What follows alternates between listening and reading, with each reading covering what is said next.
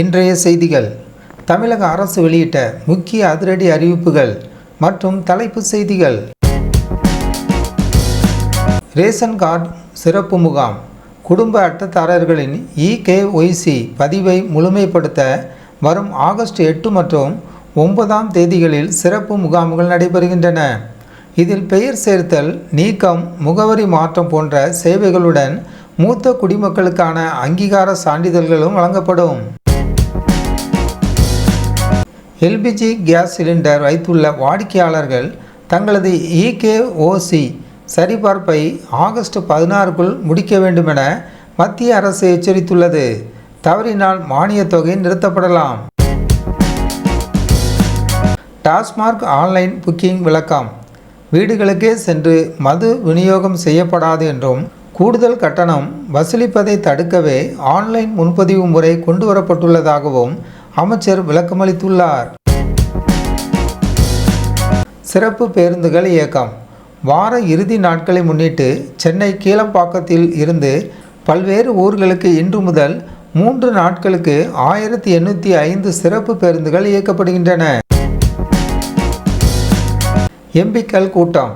தொகுதி மறுவரையறை விவகாரம் குறித்து ஆலோசிக்க தமிழக எம்பிக்கள் கூட்டத்திற்கு முதலமைச்சர் அழைப்பு விடுத்துள்ளார். உள்ளூர் விடுமுறைகள். அரியலூர் மாவட்டம் ஆகஸ்ட் 10ஆம் தேதி ஆடி திருவாதிரையை முன்னிட்டு உள்ளூர் விடுமுறை அறிவிக்கப்பட்டுள்ளது. விருதுநகர் மாவட்டம் ஸ்ரீவில்லிபுத்தூர் ஆண்டாள் கோவில் தேரோட்டத்தை முன்னிட்டு ஆகஸ்ட் 14ஆம் தேதி உள்ளூர் விடுமுறை அளிக்கப்படுகிறது. முதலமைச்சர் கோப்பை விளையாட்டுப் போட்டிகள்.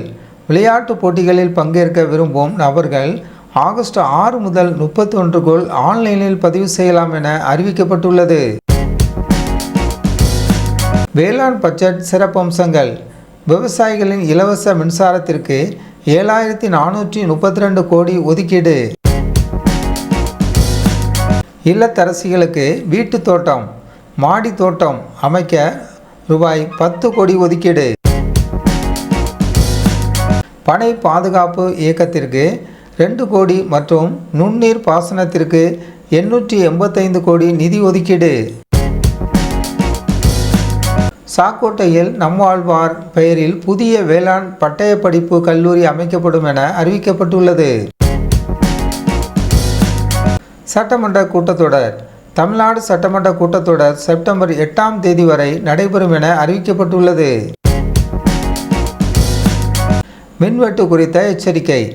15 நிமிடங்களுக்கு மேல் மின்வெட்டு ஏற்பட்டால் மின்வாரிய தலைமை அலுவலகத்திற்கும் உயர் அதிகாரிகளுக்கும் உடனடியாக தகவல் தெரிவிக்க வேண்டும் என உத்தரவிடப்பட்டுள்ளது. வானிலை எச்சரிக்கை. தென் தமிழகம் மற்றும் கேரளா வழியாக நிலவும் வளிமண்டல மேலடுக்கு சுழற்சி காரணமாக நீலகிரி, கோயம்புத்தூர் உள்ளிட்ட மாவட்டங்களில் பலத்த காற்றுடன் கூடிய கனமழை பெய்யக்கூடும் என்று எச்சரிக்கப்பட்டுள்ளது. மீனவர்களின் உதவித்தொகை உயர்வு. பணியில்லா கால மீன்பிடி உதவித்தொகை 6000 7000 உயர்த்தப்பட்டுள்ளது. இதனால் 1.93 லட்சம் மீனவ குடும்பங்கள் பயனடைவர். கால்நடை வளர்ப்பு ஊக்கத்தொகை. ஆண்டுதோறும் 10,000 பெண்களுக்கு இலவச கறவை மாடுகள் வழங்கும் திட்டத்திற்காக 51 கோடி நிதி ஒதுக்கீடு செய்யப்பட்டுள்ளது. மகாத்மா காந்தி தேசிய ஊரக வேலைவாய்ப்பு திட்டம். கிராம வேலை உறுதி திட்டத்தின் கீழ் 125 நாட்கள் வேலை முடிந்த குடும்பங்களுக்கு கூடுதலாக 25 நாட்கள் வேலை வழங்கும் வகையில் வெற்றி 150 திட்டம் அறிமுகப்படுத்தப்பட்டுள்ளது. தமிழக எம்பிக்கள் அவசர கூட்டம். தமிழக வளர்ச்சி மற்றும் உரிமை சார்ந்த விவகாரங்கள் குறித்து விவாதிக்க அனைத்து நாடாளுமன்ற உறுப்பினர்களும் முதலமைச்சர் தரப்பிலிருந்து அழைப்பு விடுக்கப்பட்டுள்ளது. இந்த ஆலோசனை கூட்டம் மிக முக்கியத்துவம் வாய்ந்ததாக பார்க்கப்படுகிறது.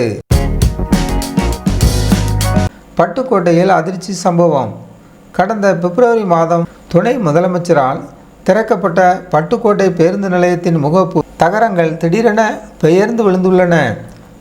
நல்வாய்ப்பாக அந்த நேரத்தில் ஆள் நடமாட்டம் இல்லாததால் பெரும் உயிர் சேதம் தவிர்க்கப்பட்டுள்ளது.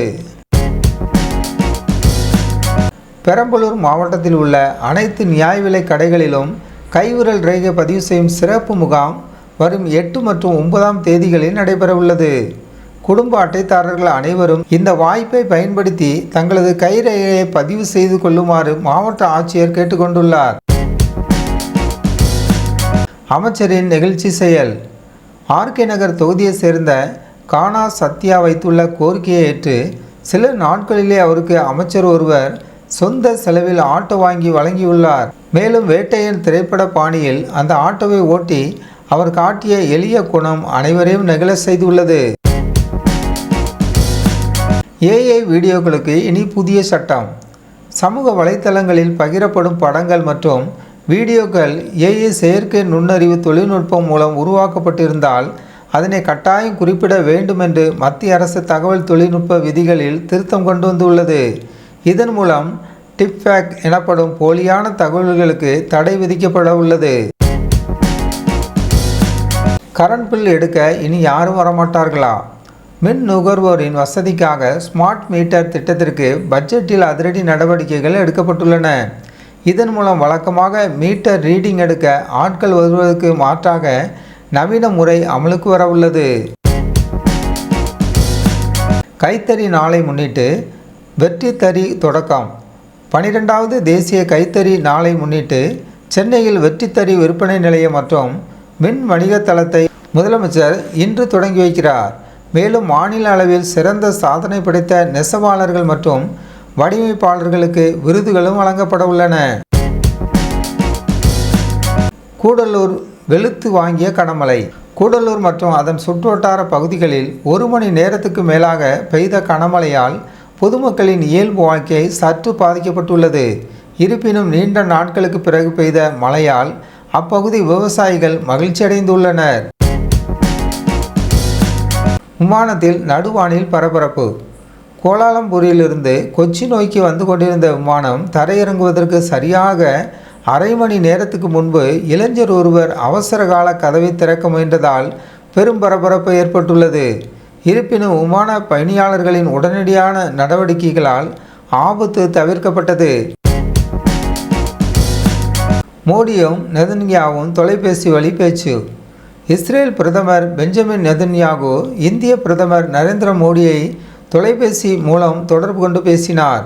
மேற்கு ஆசியாவின் தற்போதைய சூழல் குறித்தும் இரு நாடுகளுக்கு இடையேயான பாதுகாப்பு மற்றும் பரஸ்பர ஒத்துழைப்பை மேலும் பலப்படுத்துவது குறித்தும் அவர்கள் விவாதித்துள்ளனர். உச்சநீதிமன்றத்தில் மத்திய அரசின் தெளிவான நிலைப்பாடு. SC/ST பிரிவினருக்கு கிரீமி லேயர் கொள்கையை அமல்படுத்த முடியாது என்று உச்சநீதிமன்றத்தில் மத்திய அரசு திட்டவட்டமாக தெரிவித்துள்ளது. இடஒதுக்கீட்டில் வருமானத்தின் அடிப்படையில் முன்னுரிமை வழங்குவதற்கும் மத்திய அரசு தனது எதிர்ப்பை பதிவு செய்துள்ளது.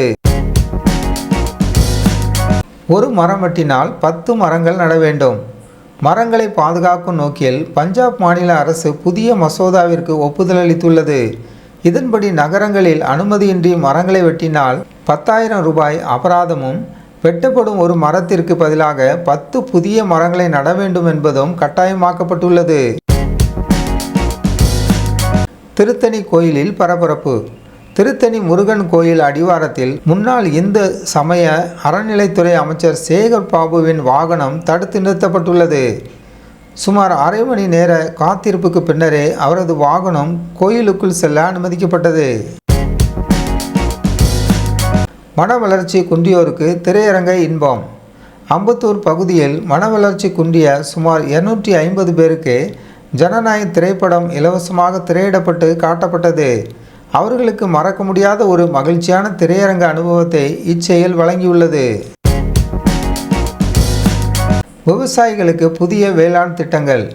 காய்கறி, பழங்கள் மற்றும் மலர்கள் சாகுபடிக்கு என தனித்தனியாக புதிய திட்டங்கள் வகுக்கப்பட்டுள்ளதாக வேளாண்மை துறை செயலாளர் சங்கர் IAS தெரிவித்துள்ளார். இது மாநிலத்தின் வேளாண் வளர்ச்சியை அடுத்த கட்டத்திற்கு எடுத்து செல்லும் என்று எதிர்பார்க்கப்படுகிறது. பொன்முடிக்கு பிடிவாரண்ட். சர்ச்சைக்குரிய பேச்சு வழக்கில் முன்னாள் அமைச்சர் பொன்முடிக்கு ஜார்ஜ் டவுன் நீதிமன்றம் பிடிவாரண்ட் பிறப்பித்துள்ளது. சட்டப்பேரவை சந்திப்பு. முதல்வர் விஜயும் எதிர்க்கட்சி தலைவர் உதயநிதியும் ஒருவருக்கொருவர் சாதாரணமாக முறையில் வணக்கம் தெரிவித்துக் கொண்டனர். நிதிநிலை சீரமைப்பு. முந்தைய ஆட்சியாளர்களின் நிதி நிலைமையை சீரமைக்கும் முயற்சியில் அரசு ஈடுபட்டுள்ளதாக அமைச்சர் நிர்மல்குமார் தெரிவித்துள்ளார். பள்ளி தலைமை ஆசிரியை சஸ்பெண்ட். தோப்பூர் அரசு பள்ளியில் மின்சாரம் பாய்ந்த விவகாரத்தில் தலைமை ஆசிரியை பணியிடை நீக்கம் செய்யப்பட்டார். சௌமியா அன்புமணி கருத்து. பட்ஜெட்டில் நீர்ப்பாசனத்திற்கு முக்கியத்துவம் தரப்படவில்லை என சௌமியா அன்புமணி அவர்கள் விமர்சித்துள்ளார். தனுஷ் புதிய கட்டிடம். சென்னை KK நகரில் தான் படித்த பள்ளியில் புதிய கட்டிடத்தை திறந்து வைத்தார் நடிகர் தனுஷ். பருத்தி மறுமலர்ச்சி இயக்கம்.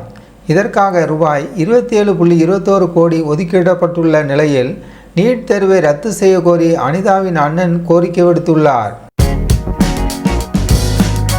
பனை பாதுகாப்பு இயக்கம். தமிழகத்தில் பனை பாதுகாப்பிற்கு ரூபாய் 2 கோடி ஒதுக்கீடு செய்யப்பட்டுள்ளது. மத்திய நிதியமைச்சர் சந்திப்பு. காங்கிரஸ் MP பிரவீன் சக்கரவர்த்தி நிர்மலா சீதாராமனை சந்தித்து தமிழக நிதிநிலை குறித்து விவாதித்தார்.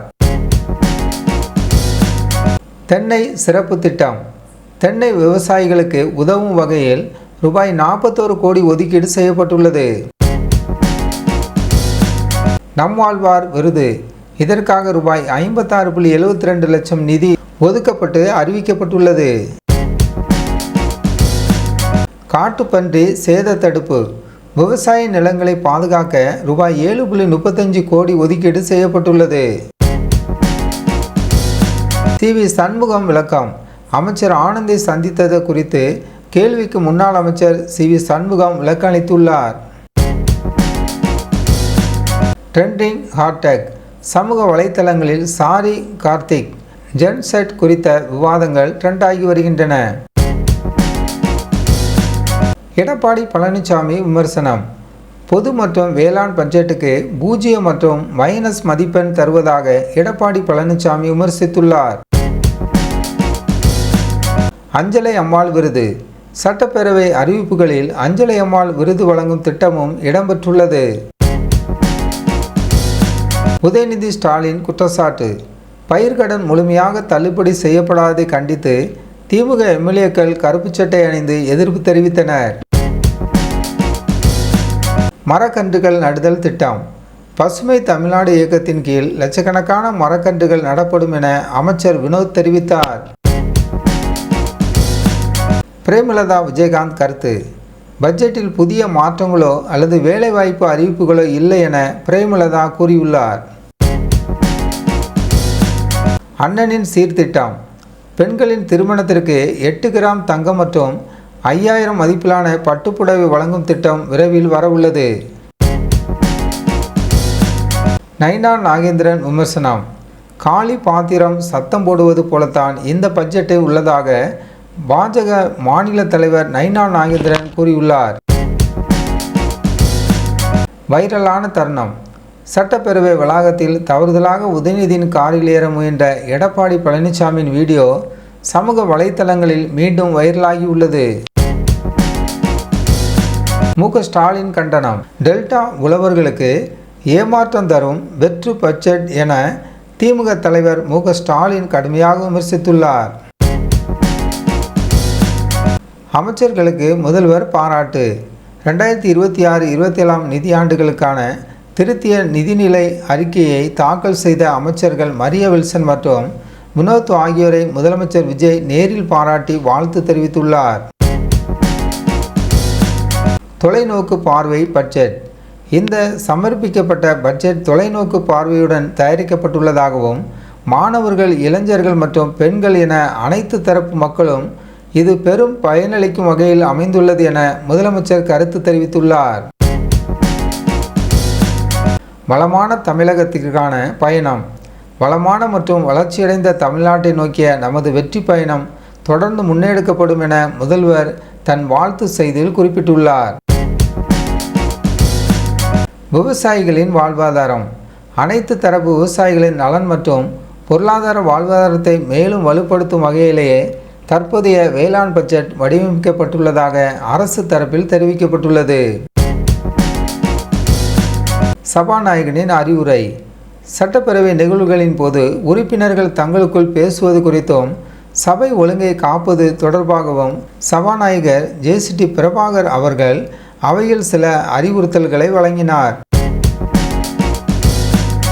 தமிமுன் அன்சாரி விமர்சனம். தாவேக அரசின் தாக்கல் செய்யப்பட்டுள்ள வேளாண் பட்ஜெட் குறித்து கருத்து தெரிவித்துள்ள அரசியல் கட்சி தலைவர் தமிமுன் அன்சாரி இது குறித்த தனது விமர்சனங்களை பதிவு செய்துள்ளார். எஸ்.பி. வேலுமணி விளக்கம். அமைச்சர் ஆனந்தை தான் சந்தித்தது தொகுதி மக்களின் நலனுக்கான கோரிக்கைகளை விவாதிக்கவே தவிர வேறு எதற்காகவும் அல்ல என்றும் அதிமுகவே தன் உண்மையான கட்சி என்றும் முன்னாள் அமைச்சர் எஸ்.பி. வேலுமணி தெளிவுபடுத்தியுள்ளார். காவிரி விவகாரம் மற்றும் அதிமுக சாதனை. சுமார் ரூபாய் 1200 கோடி மதிப்பீட்டில் முந்தைய அதிமுக ஆட்சியில் மேற்கொள்ளப்பட்ட தூர்வாரும் பணிகளால் தான் மாநிலம் முழுவதும் உள்ள நீர்நிலைகள் தற்போதும் தண்ணீர் உள்ளதாக எதிர்க்கட்சி தலைவர் எடப்பாடி பழனிசாமி சுட்டிக்காட்டியுள்ளார். பொன்முடி அவர்களுக்கு பிடிவாரண்ட்.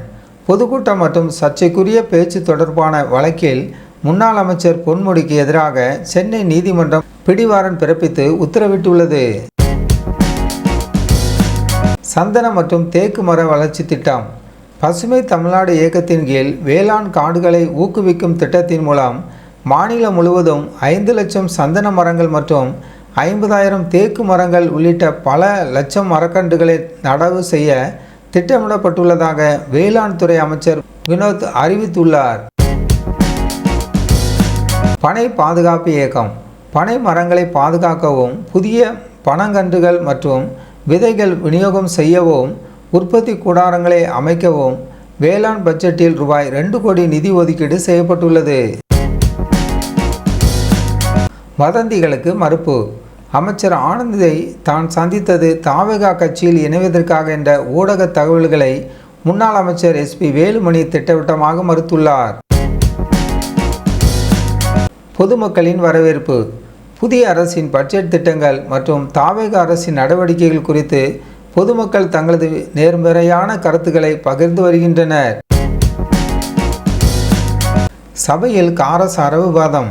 வேளாண் பட்ஜெட் உரையின் போது முதல்வர் குறித்து புகழாரம் சூட்டியமைக்கு எதிர்க்கட்சியினர் எதிர்ப்பு தெரிவித்ததை தொடர்ந்து அவை குறிப்புகளில் தேவையற்ற வார்த்தைகள் இருப்பின் அவை நீக்கப்படும் என சபாநாயகர் உறுதியளித்துள்ளார். உழவர் சந்தை மற்றும் சேமிப்பு கிடங்கு மேம்பாடு.